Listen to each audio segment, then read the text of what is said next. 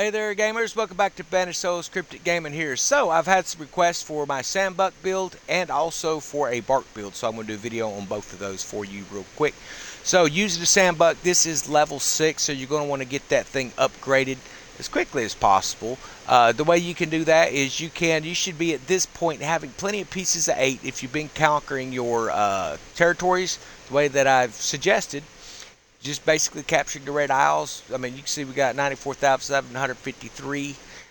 Just spent over 100,000 yesterday, so it's building up very quickly. Very nice to see that happening. So let's get to this build here. So as far as the weapons, I am a Zama 3 man. The reason I use Zama 3s is because we're going to go over this real quick because I want people to understand why I use this over the Bombard. So you have Raider, it's going to increase the charge rate of the vulnerable effect by 50%. You have Burning 2 adds 20% damage, is burning damage.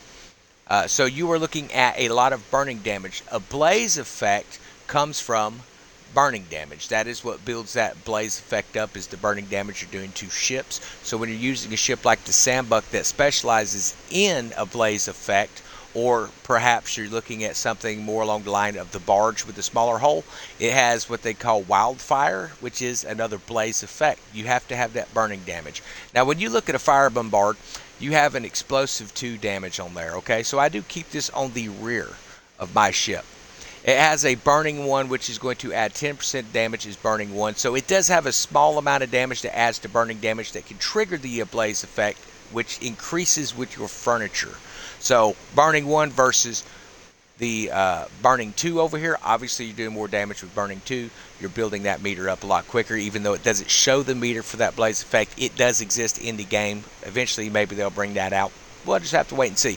So that is why I choose these Zamas over that, but I do always put a fire bombard on the rear, mainly because I like to have that extra distance if needed, if people are coming at me or trying to chase me. If you're in a Sambuck, you're not going to outrun them, so you're best off to turn into them and fight them. Try to pin them against the wall, because if you get stuck with a fast mover shooting way off and you're chasing them, he's just going to keep breaking your cells. So when it comes to the game, PvP, PvE, all that type of stuff, there's different dynamics of what your gaming is going to need to be, what your playstyle is going to be. So there's no such thing as best ship in the game. What there is a best ship that's fit for the individual based off their gaming style. So if you are a in-your-face DPS person like I am, the Sambuck, level 6, Zama 3s, put a fire bombard on the rear, and then of course you want to have this Warhammer on this thing. It has explosive 2, which adds 20% explosive damage in a 35-meter blast radius. It also adds burning 1 as well, which is going to potentially trigger that blaze effect. Now what I have noticed is each of those rounds adds a 10% damage of burning, so you fill your meter up pretty quick. It's not uncommon for your first shot into a salvo of a fleet using the Warhammer to cause a blaze effect with the Warhammer. Does a fantastic job. So you're putting out 167 damage with fire, 334 with explosive. So that is why I use those weapons on this Sambuck. I hope that makes a little more sense to you. You can use it however you want. If you want to use fire bombards, I understand they have more range. Therefore, technically, you're putting damage out there a little quicker. But as things like to crowd in, this is a ship that you use for crowd control. Now, when it comes to the armor, there's a lot of different armors you could choose from. As you see, we got a ton of this Gamma Cobra. Had bought it last season, thought we were going to need the extra armor for using for our supply ships running and picking up rates and stuff. We've used a few, but Royal Custodian is dropping like hotcakes still. My pick for this ship is Buccaneer's Oath. Now, there's a lot of great options, but this has an armor value of 1,200.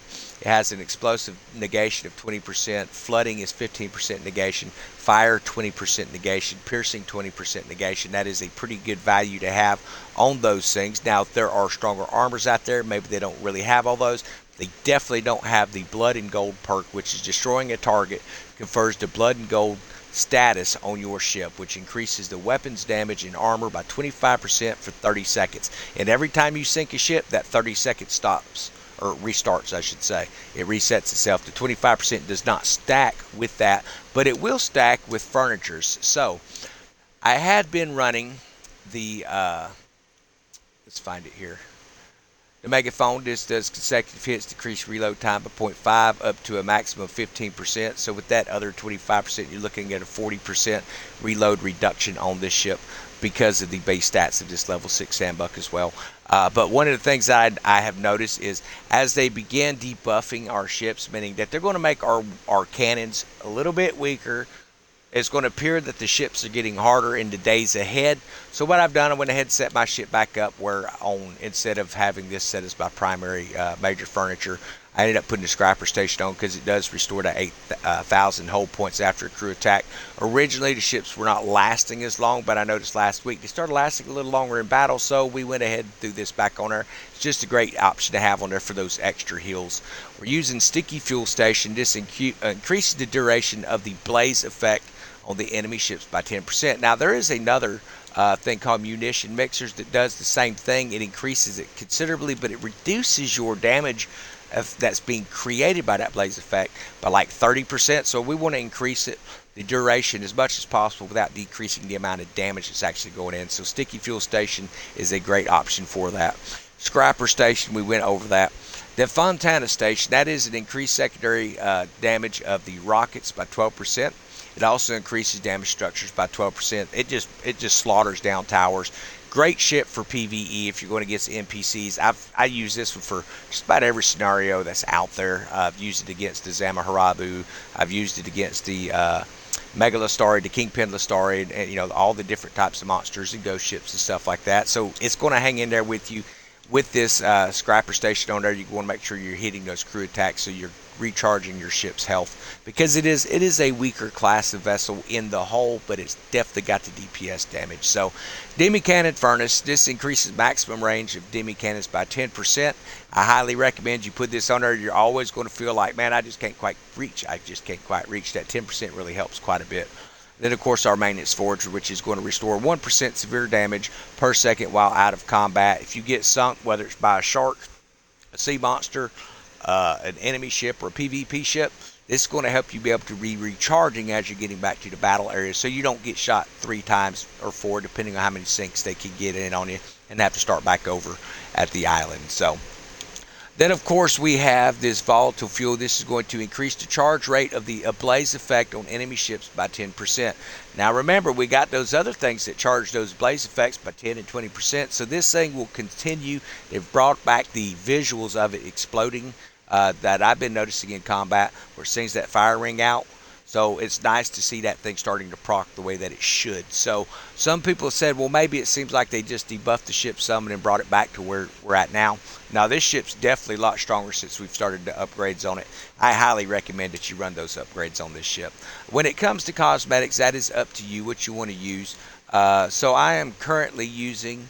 Now, this will be getting changed. One of the things that we're going to be starting in our Discord, we are starting up guild factions. So for those who are in our Discord, or those who are looking to join Discord, look for that deeper PvP play that's going to be coming into the game. We're getting prepared for that. We're building our teams and stuff for that now. So definitely let me know in the comments if you're interested in that. We can get you over. We can get you with our guild admiral, and he can get you sorted. See what you've got to offer. I know he's got some positions he's looking to fill as far as leads within a guild as well. So it may seem early on that. We like to hit the ground running. We've always tried to be a couple steps ahead of the game, and it's been working to our advantage on a lot of stuff. So cosmetics, you can choose what you want.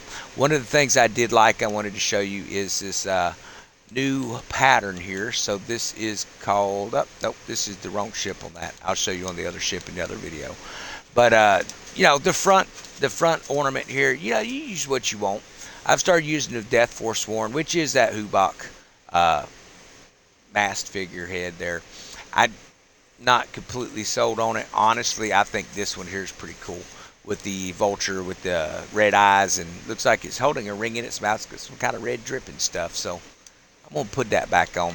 Now, I did used to run the Knight's Keeper that came in the pass. It's also another pretty cool one to see. Looks pretty good on those seas as well. So you have a lot of different types of furniture that you're opening up in the game. You can find a lot of different types of cosmetics at every single one of these positions on the map. Maybe not always for ships. Sometimes it's just for your person, and sometimes it's for the ships. But if you see not just a fast travel point, guys, okay? If you come over here, Bandari, especially if you come up in here to Machanga, In these areas, they sell cosmetics for your player. Some of these sell cosmetics for your ships. Now, a lot of the rogues and stuff that you find at your outposts, like down here at the Forgotten Candy, or I'm sorry, Command Grove, these are areas where you can come in and you can typically find some different things that may be for your ship. So check the fast travels and check the ports. If there's a cosmetic you're missing, chances are you just didn't go see if it's for sale for silver, because a lot of that stuff's in there for silver, and a lot of really cool things in there as well. But I hope this video has helped you understand the Sambuck build, why I build it the way that I do. Like I said, it works great with fire bombards, but if you're looking for that maximum damage output, okay, you're going to want to use those Zams on at least the front and sides, and you put a fire bombard on the back. It's going to give you that range when you need it. But fantastic ship. Have a wonderful evening.